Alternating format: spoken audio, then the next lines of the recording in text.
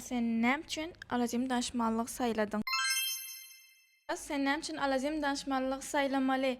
Birinji bilen, alazim danışmanlykda hemişe ağa ak, qara qara dilýär. Ağlamak hiç ýagdaýda bolmaýar.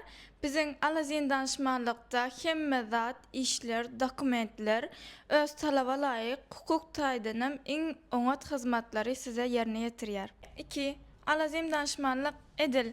Ayna ýaly ählaki hakykatlary size görkezýär. Sebäbi biz üniversitetleriň resmi vekili. Bizim üçüncü aýratylygymyz. Bilşiňiz ýaly danışmanlyklar gatykän ýöne elbetde biziň olardan tapawudymyz bar. Biz size hem avukat hem eýitim danışmany hyzmatlaryny berýäris.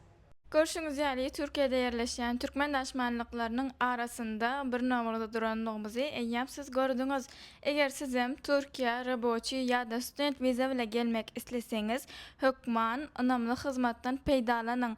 Nädip alazim bilen habarlaşyň. Alazim danışmanlyk size garaşýar.